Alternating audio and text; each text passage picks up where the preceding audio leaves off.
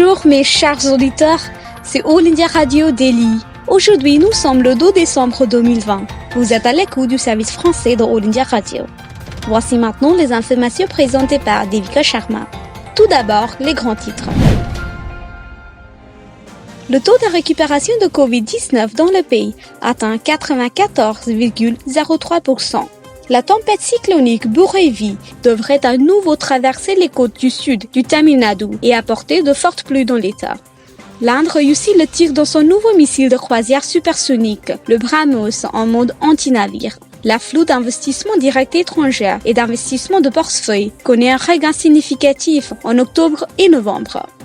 Les commentaires des dirigeants canadiens sur les agriculteurs indiens sont injustifiés, déclare le ministère des Affaires étrangères. La perception de la TPS sur 10 milliards pour le deuxième mois consécutif. Au Pakistan, les partis d'opposition font pression sur le gouvernement d'Imran Khan pour qu'il démissionne. L'approche dilatoire de la Chine concernant la visite proposée par l'OMS en Chine pour enquêter les origines du coronavirus est relevée au grand jour. Manifestation à Dakar pour demander l'arrestation du leader du plus vaste mouvement d'islamistes radicaux du pays, le Hefazat-e-Islam, pour s'opposer à la statue du Cheikh Mujib. Mes chers amis, vous êtes à l'écoute du service français de All India Radio. Voici maintenant les actualités en détail. L'Inde a franchi une étape importante dans sa lutte contre la Covid-19. Le nombre de nouveaux cas par jour est resté sous la barre des 50 000 pendant 25 jours consécutifs. Au cours des dernières 24 heures, près de 36 600 nouveaux cas confirmés ont été signalés, tandis que plus de 43 000 personnes se sont rétablies avec succès au cours de la même période. Avec un taux de recouvrement cumulé d'environ 9 millions, le taux de récupération nationale a fait un bond en avant et atteint 94,03%. Les cas récupérés dans le pays représentent plus de 20 fois le nombre de cas actifs. Le nombre de dossiers actifs dans le pays reste également inférieur à 5%. Le nombre total de cas actifs dans le pays s'élève aujourd'hui à 428 644, ce qui ne représente que 4,51% du nombre total de cas positifs. La tempête cyclonique Burevi, qui a balayé le sud-ouest du golfe du Bengale, devra très probablement traverser la côte près de Trincomalee au Sri Lanka ce soir.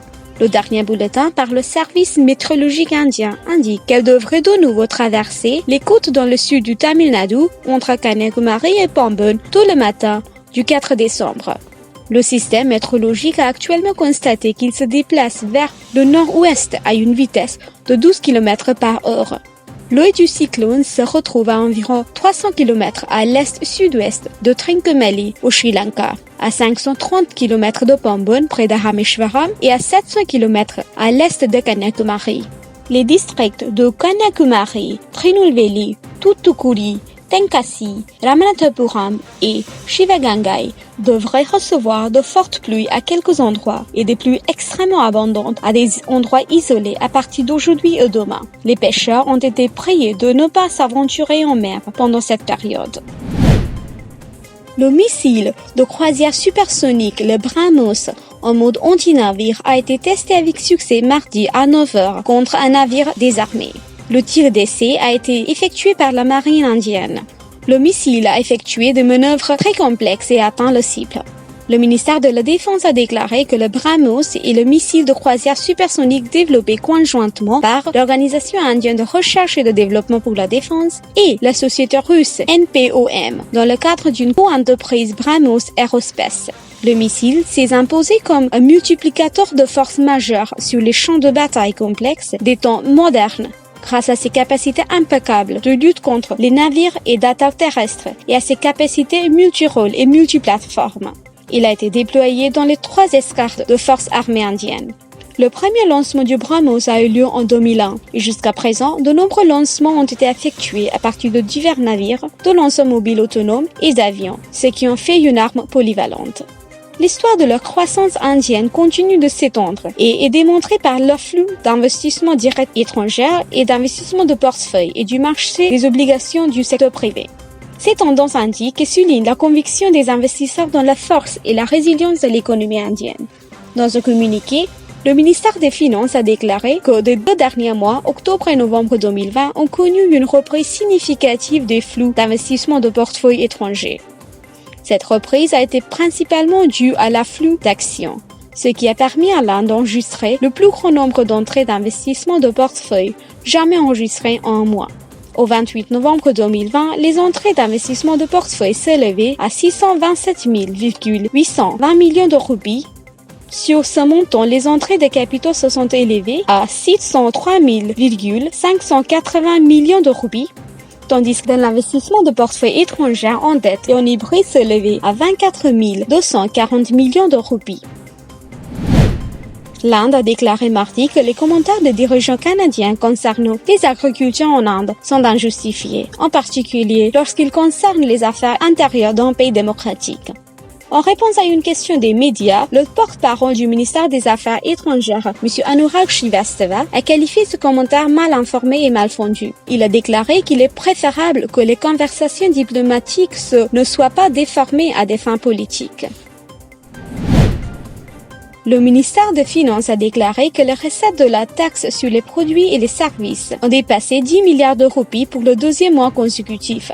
La collecte en 1,49 630 millions de roupies en novembre, soit une croissance de 1,4% en glissement annuel, et enregistrant également un 3e mois consécutif de croissance, indique que l'activité économique du pays revient à la normale après les perturbations causées par la pandémie de coronavirus en cours et les restrictions imposées. Au Pakistan, les partis d'opposition font pression sur le gouvernement d'Imran Khan pour qu'il démissionne. Et le message a touché les masses dans un pays qui souffre maintenant d'une inflation à 2 chiffres et d'une croissance économique négative. Le Mouvement démocratique du Pakistan, ou PDM, formé le mois dernier par 9 grands partis d'opposition, organise des agitations nationales contre le gouvernement.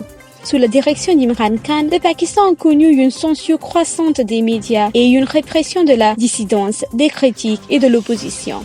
Mais la campagne menée contre lui visant à exploiter le mécontentement suscité par sa gestion de l'économie qui s'est effondrée avant même que la pandémie mondiale de coronavirus ne frappe. Mariam Nawaz, la fille et l'héritier politique de l'ancien Premier ministre Nawaz Sharif, a déclaré lors d'un rassemblement que le gouvernement avait volé des emplois aux gens et que le Premier ministre pakistanais avait volé 2 repas par jour à la population. L'approche dilatoire de Pékin concernant la visite proposée par l'équipe de l'OMS en Chine pour enquêter sur les origines du coronavirus a été relevée en gros jour. La Chine n'a encore fourni aucune confirmation sur la visite de l'équipe internationale dirigée par l'OMS à cette fin. Les premiers cas de Covid-19 sont apparus à Wuhan. En réponse à une question sur les commentaires de Mike Ryan, fonctionnaire de l'OMS, concernant l'intention de l'OMS d'envoyer une équipe à Wuhan, où le virus est apparu pour la première fois, le ministère chinois des Affaires étrangères a déclaré lundi que sa coopération avec l'OMS progresse régulièrement grâce à une communication et des échanges étroits et qu'il n'a pas d'autres informations à partager. L'OMS travaille depuis des mois à l'envoi d'une équipe d'experts internationaux. En mai, l'Assemblée mondiale de la santé, l'organe directeur de 194 États membres de l'OMS, a approuvé une résolution visant à mettre en place une enquête indépendante afin de procéder à une évaluation impartiale, indépendante et complète de la réponse internationale ainsi que celle de l'OMS. Elle a également demandé à l'OMS d'enquêter sur l'origine du virus et la voie d'introduction dans la population humaine. Les organisations socioculturelles du Bangladesh ont organisé une manifestation à Dhaka mardi pour demander l'arrestation du chef islamiste extrémiste Hifazat-e-Islam, Junaid Babunagari, et du co-secrétaire Mamunul Haq pour s'opposer à l'installation de la sculpture du Bangabandhu Sheikh Mujahid Rehman. La manifestation a été organisée par 60 organisations sociales et culturelles sous la bannière du comité Ghatak Dal Nirmul. Les organisations ont formé une chaîne humaine et ont demandé l'interdiction de la politique radicale, communale et terroriste de Jamaat-e-Islami et Hifazat-e-Islam, a reporté l'agence de presse officielle BSS. Le ministre des Affaires de la Guerre de Libération, Hakim Mohammed Haq, a demandé à la Hifazat-e-Islam de retirer la déclaration d'opposition à la sculpture de Bangabandhu. Il a averti que cette déclaration pourrait donner lieu à des sanctions exemplaires.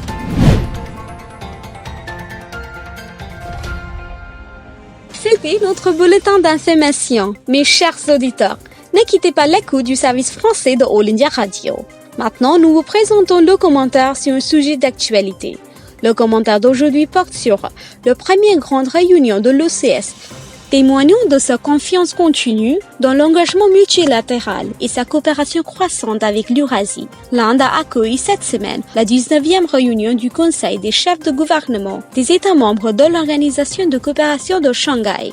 L'OCS est devenu une voix forte de la région cruciale de l'Eurasie. L'Inde est devenue membre à part entière de l'OCS en 2017. Il s'agissait de la première réunion des chefs de gouvernement de l'OCS, organisée à New Delhi. Après le Conseil des chefs d'État, le Conseil des chefs de gouvernement est le deuxième mécanisme le plus important de l'OCS. Malgré la pandémie en cours dans la région, la réunion s'est tenue dans le format virtuel.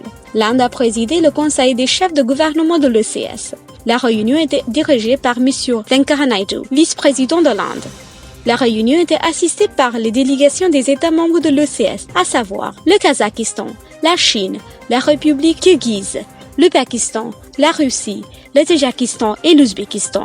Le Turkménistan a participé en tant qu'invité spécial et le secrétaire général de l'OCS, le directeur exécutif de la structure antiterroriste régionale de l'OCS, les représentants d'États observateurs tels que l'Afghanistan, la Biélorussie, l'Iran, la Mongolie et les chefs du Conseil des entreprises de l'OCS et l'Alliance interbancaire de l'OCS sont également assistés à la réunion.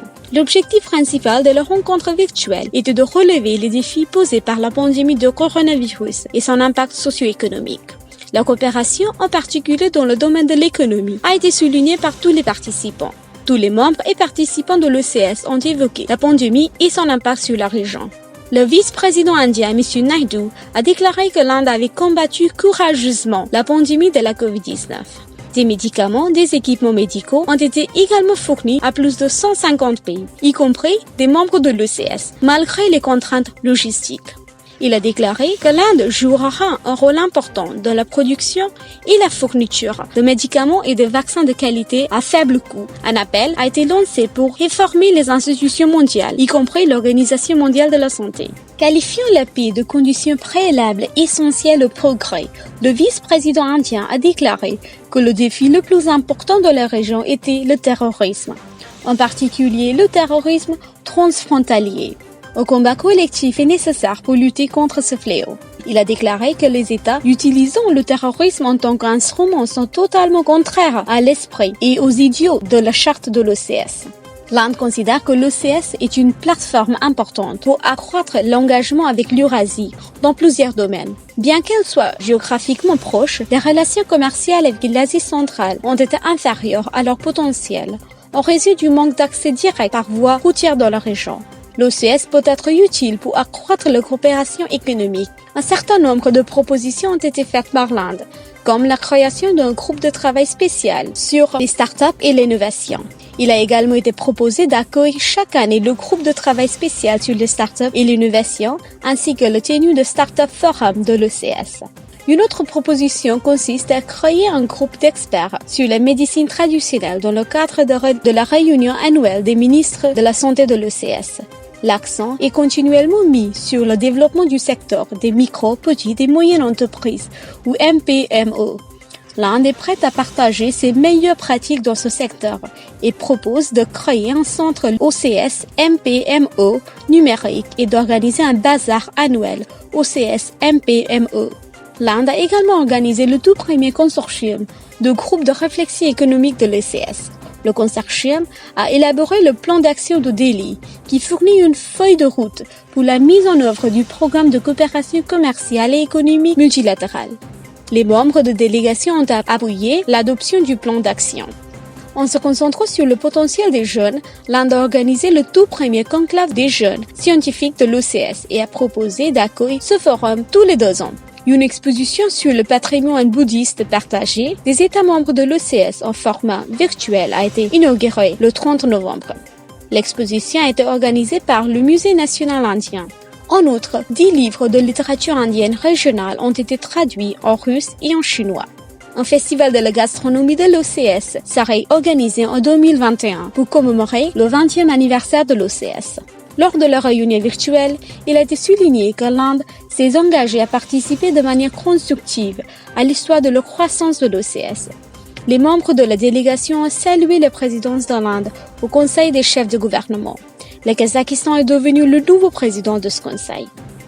Vous venez d'écouter le commentaire d'actualité rédigé en anglais par le Dr Atta Zafar, analyse stratégique sur l'Asie centrale.